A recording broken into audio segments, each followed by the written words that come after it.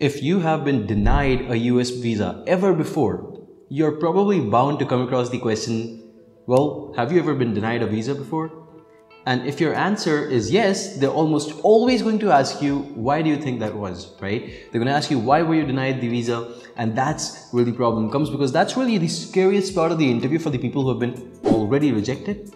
And given that we work with thousands and thousands of cases like that as well, we really know how to actually overcome this scenario. And in this video, I'm going to be giving you all of those golden methodologies for free. These strategies have been developed over the years working with thousands of clients. Every single year, we see these clients overcome the rejections. And in this video, we're going to make sure that you should be able to do that as well.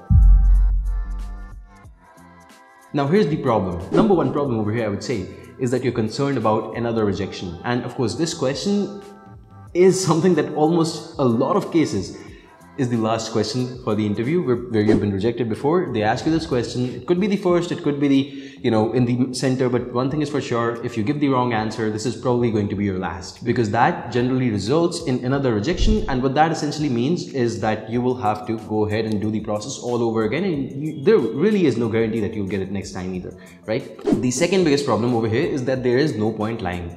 If you lie on this question, you already know that the officer who rejected you last time already noted down the reason. So these guys already know the reason. That means it's very difficult for you to actually lie over here at this point and tell them some incorrect reason that, maybe, well, may not be true, but may make you look good, right? But that's something that you cannot do or cannot afford to do at this point, essentially because they already know the answer. They're just asking you that question as a trick question. Remember, if you are someone who've been rejected and you are not able to overcome this rejection, make sure that you take a look at the US Visa mock interview service on YMGrad.com, where we can personally one-on-one train you for situations just like those. We have a very good success rate, something that we're really proud of, I would say, at this moment, and we're certain we can help you as well. Ideally, 2 or 3 interviews with our visa experts will generally get you to a point where you are super confident in your answers and you know exactly what to say no matter what the interviewer throws at you. But in this video, I'm going to be giving you some of that information for free, of course. First, I'm going to be giving you some tips as to what you should have in mind, what you should do, what you should not do, do's and don'ts essentially when you come across this question. The number one tip I have for you is to avoid focusing on the reason for rejection. Remember, if you say yes, they're probably going to ask you why were you rejected, what was the reason. My answer is, do not really get into it, because then if you really do start explaining that, well, they're going to ask you what changed since last time, what is the change in your circumstances and why are you applying right now? I mean, everything is looking to be the same on your application, right? That's where you want to avoid this answer, all right? You want to avoid being very straightforward as well. And I'll tell you the exact answer, don't worry about it. The second tip I have for you is to not blame the visa officer. Worst thing you can do over here is tell a person that your colleague was bullshitting me and that's why I got my visa rejected. That's one thing you really want to avoid, all right? So be very polite, don't blame the visa officer, and again, don't take the blame on yourself either, right? And that's where essentially the answer will come, and we'll get to that in a moment. Don't worry about it. The third tip I have for you is to really believe from the inside, really know that, well, you can overcome these rejections. It happens. I've seen people overcome rejections even after being rejected 5 or 6 times, and even then they could get the visa in their hands. You probably have just 1 or 2 rejections max to max if you're watching this video. I know that's most of the people out there, so don't worry about it.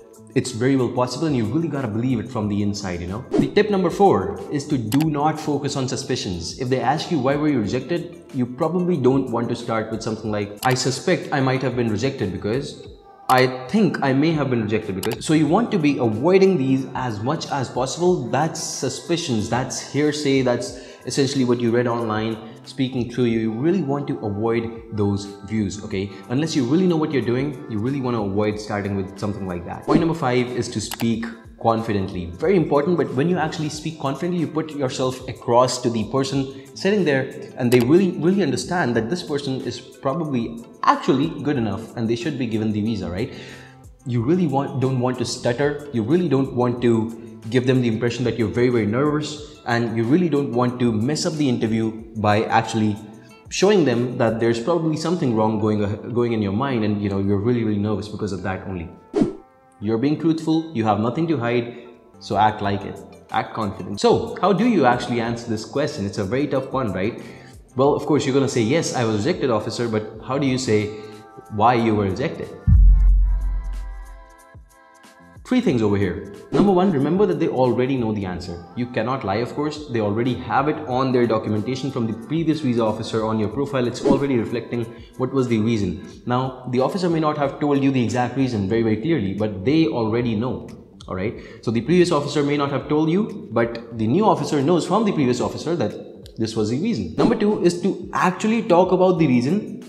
You may know the reason, by the way, but you only talk about the realistic, actual reason if there has been a genuine change in your circumstances.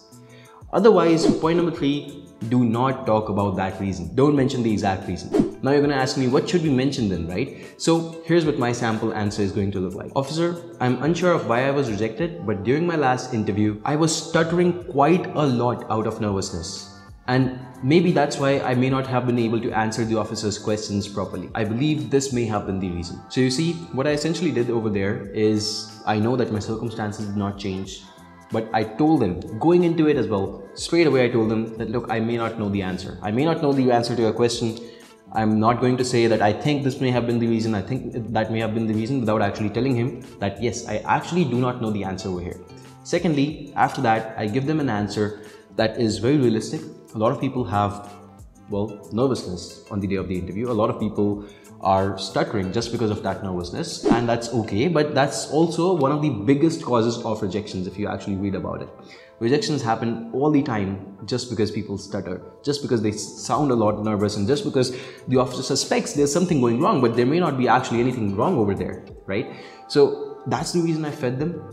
And that's what you should stick with too. It's worked with a lot of our clients. Of course, if you have a genuine change in your circumstances, for instance, you were going to a very bad university last time, this time you have a very good admission, go ahead, mention that. Mention the reason, genuine reason in that case. But, well, in case that is not the case, you don't really know what's changing, or you applied anyway, again and again, go with this answer, and I'm sure that this will actually get you through. Alright? Let me know your experience with this answer, of course, and again, you can always take a look at the mock interview service if you're interested in working one-on-one with us. There's also our Instagram page where we have many more such free tips for you, and of course, you can always subscribe to the YouTube channel where we have more such videos upcoming on every 2 or 3 days. We have more such videos for you guys. Alright, thank you so much for watching this one. I'll see you in the next one. Goodbye and take care, everyone.